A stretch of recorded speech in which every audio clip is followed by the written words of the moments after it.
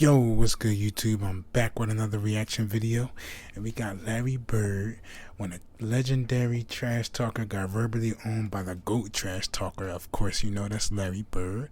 It had what's his name, Reggie Miller on the front of it. So I don't know. Let me just see what this is hitting for. I just seen the video. I had to react to it. But yeah, I know Reggie Miller. He definitely talked a lot of trash. He definitely talked a lot of trash, but yeah, man, y'all know I keep it short and sweet, man. About to get straight into the video. Subscribe if you're new, hit that like button, and yeah, let's get straight into it. Got an instrumental mixtape dropping June 23rd.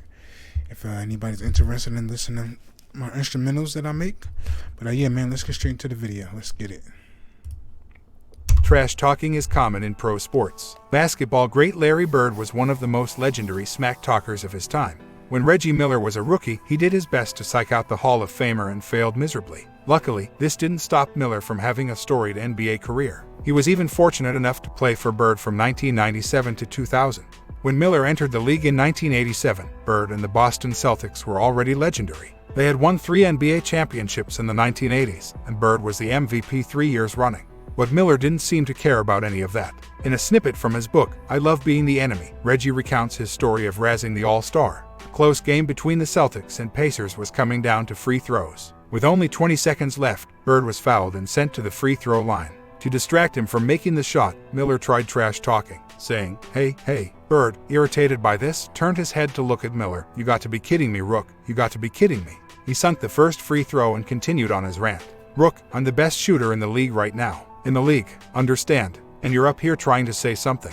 After he easily sunk the next shot, Miller said he felt like an idiot trying to get under the skin of the great Bird, especially in front of Bird's teammates who found the whole scene hilarious. In 2016, Reggie talked on how he felt as a rookie going up against Larry Legend. Miller explained he patterned his game after Bird and he will always root for him.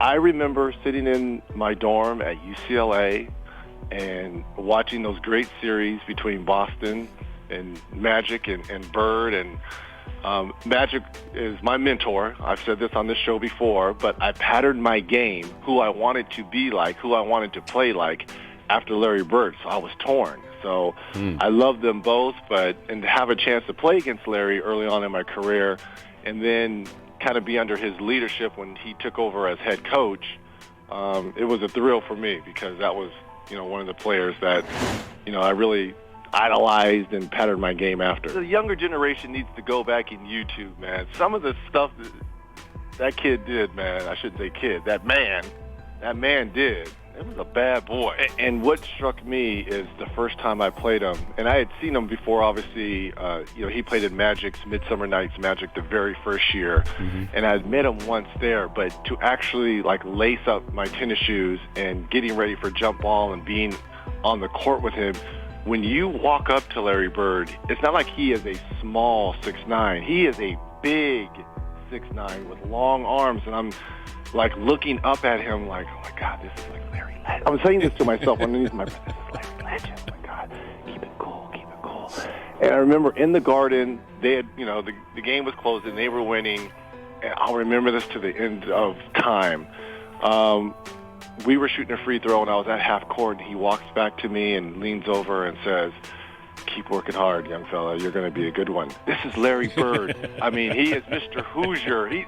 He's from our state saying this to me, and I'm like, oh, my God, Larry Bird just said, be a good one.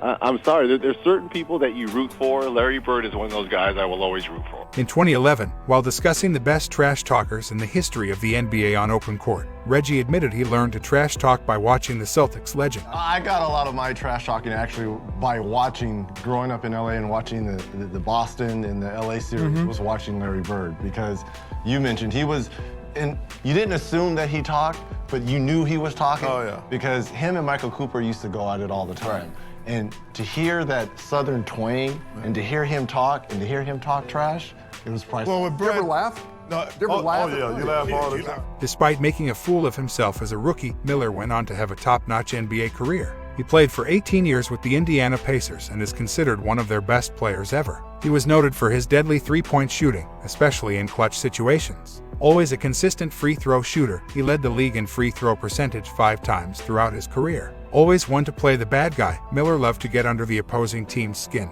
He was a trash talker, cocky, and difficult to defend, but he could always back up his smack talking with his play. His finesse and shooting ability would earn him induction into the Hall of Fame in 2012.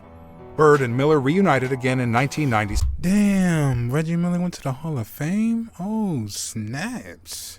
I know he was good, I ain't gonna lie. Reggie Miller definitely was one of those players I knew I seen. Reggie Miller definitely name was ringing around at times in my lifetime, so I know he was good, but I didn't know he went to the Hall of Fame. Damn. But in a different capacity. Not as opponents, but instead as coach and player. Two of the best trash talkers were back together and working toward a common goal. That season was an incredible year for Miller and the Pacers. When Bird joined the organization as head coach, he had his doubters, but they were quickly silenced and won over by his vision and work ethic. Miller and Bird led the team to the Eastern Conference Finals in 1998, where they took Michael Jordan and the Chicago Bulls to a nail-biting Game 7 where the Bulls pulled off the win. That loss was tough to swallow, but the team regrouped and made it to the Eastern Conference Finals the following year and the NBA Finals in 2000. Miller's strong play and Bird's coaching tactics were part of the reason the team went so far. The success of the Pacers also brought the one-time rivals closer together. No longer were they competing against each other, but this trash-talking duo was looking to win the championship together. Tell us in the comments, how do you think Reggie and Larry Legend will fare in today's NBA? If you enjoy this video, hit the like button, share and subscribe.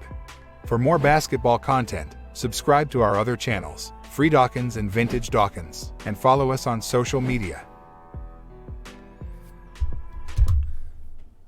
Oh yeah, that was good. I gotta start doing some more of these Dawkins video squad Dawkins, man. I gotta look at the other pages too, man. I'm liking these, man. I didn't know Reggie Miller went to the damn Hall of Fame. Oh shizzle. That's crazy, bro. I had no clue. Like, I did not know that. I didn't know he went to, I know he was pretty good, but I didn't know he went to the Hall of Fame. Damn. And yeah, I know that had to be like a life dream for him to work with, I said Reggie Miller, to work with Larry Bird, man. I know. And I actually forgot that actually Larry Bird was coaching. I forgot all about the Pacers and him doing that. That's crazy, man. He did it all, for real, man. He really did it all, from the league, from coaching, like, yo, he's a beast, bro. But anyway, man, y'all know I keep it short and sweet, man. Leave your comments down below. Subscribe if you're new. Hit that like button. And yeah, that's about it, man. You know, I'm gonna wrap it up.